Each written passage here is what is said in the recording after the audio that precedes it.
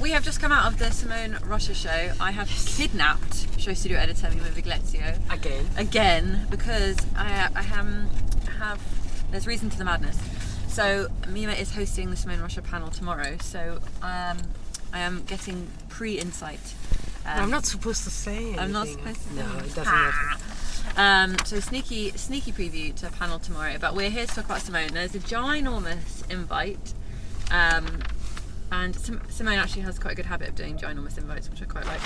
And this is really key, a fabric. This is Louise Bourgeois and her fabric works, really key to the collection. So just to backtrack, we are pulling out of the Royal Academy of Arts, which was where Simone was showing. Absolutely beautiful surroundings, gold and fanciful and beautiful. Simone has a wonderful way of choosing beautiful locations. Freshly restored, I think. Freshly restored. If I'm not mistaken. Excellent. Which you like that. That was polished and glorious. And last season was very much about family and so personal. Simone was kind of bearing all about aunts and uncles and tropes and different habits that family members have, and really opening the doors. And actually that was quite exhausting, she was mentioning backstage, and so this was a little bit of a pull away from that and all about security and privacy, but still celebrating the woman, which is so key and fundamental to what Simone does. And this show was just spectacular. It was just brilliant.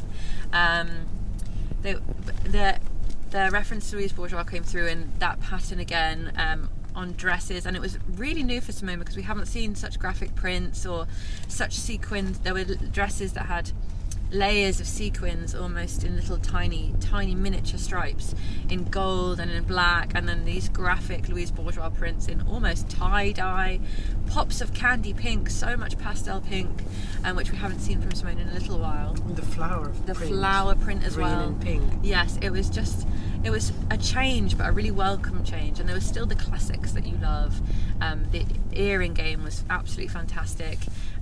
Beautiful detailed beaded headbands, as we know and love, and they do so well, and the wonderful voluminous shapes that Simone is synonymous for. But actually those voluminous shapes were kind of inspired by a photographer who I can't actually remember the name of now, who was kind of taking photos of women and the different shapes that they took on. It was just beautiful, and I should add that the casting was absolutely exceptional. There was Lily Cole, there was Chloë Sevingy, who just did a shoot. I think they were all featured in the A mag, or actually I know that Thurston Redding was shooting Chloë Sevingy recently. But me being a goofy teenager, I'm not a teenager, but me being... Are you? Am I? I gasped when I saw Chloë Sevingy, and I know that seems really like starstruck and lame, but she's so achingly cool, and she kind of synonymous, that she's so perfect for Simone. I was just so excited. And there was also beautiful older models, and I started to feel like Simone was looking at all these different women, and that works so well with Louise Bourgeois because of all her art abound family and mothers and the matriarch. And actually that was so key throughout this entire collection, not just through the casting. You felt like there was matriarchs and younger girls and teenagers, but actually in the clothes themselves. So you have that young girl in these baby blue and childlike pinks, but then you have these matriarchs in the Louise Bourgeois and the statement looks, and the dresses with I've put double-breasted, but not in a suiting term, literally double boob dresses, and all these hints to lingerie and the fabrics and sheer bared backs with little bloomers peeping out from underneath. It was just so inviting and so kind of almost emotional, I would say. Would you agree? Emotional? Oh, it was incredible.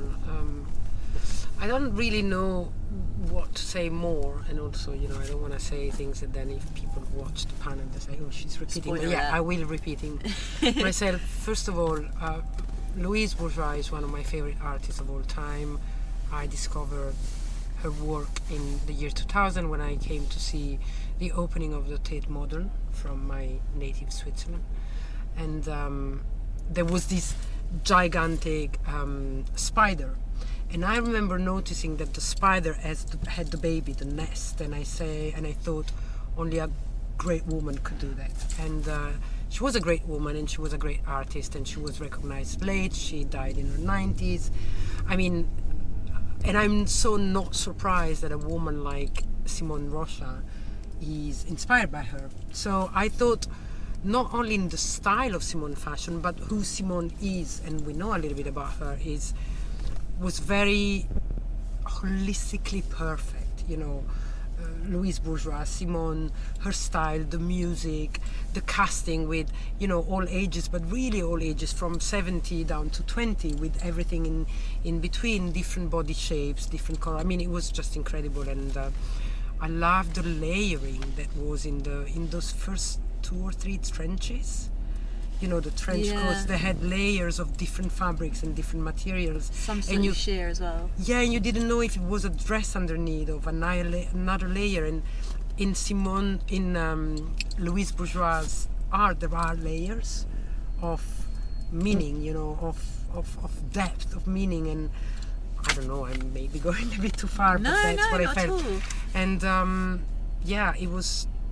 I was telling Georgia when we were leaving, like, thank God for Molly Goddard and Simone Rocha. We'd just been to the Molly shows, and also was extraordinary. And these 2 women are really making London proud, I think. Yeah, I completely agree.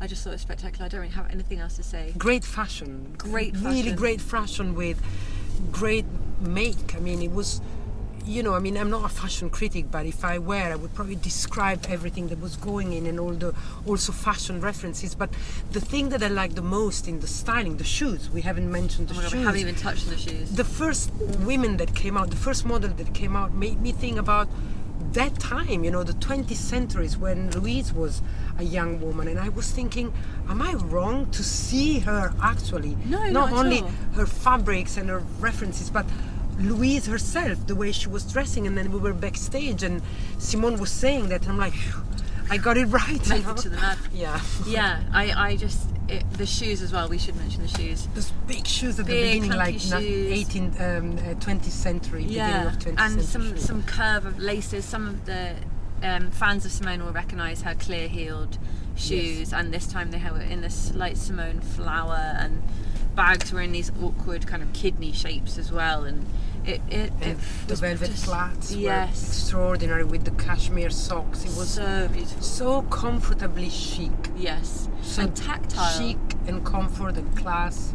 chic, comfort, class, tactile, beautiful, amazing. I'm gonna end there because you'll have to tune into tomorrow's panel to see more, To hear find the out same, more. I will say more or less the same. Yes, thing. but also to But there gain, will gain be. further insight. We have a great panel because we also have Jana Peel, who's the director of the Serpentine, and so she will be able to do the connection with Yes. with art more than ever. So we have a great panel. Do not miss it. Do not miss it. 1:30 London time tomorrow. London time tomorrow. If you are an avid subscriber, you'll get a notification, and if you are not, subscribe now, and therefore you will get a little ding when we next go live. Lots more live reviews to come. Also, I hope you enjoyed this. Thank you so much, Mimma. Thank you. Pleasure. Bye.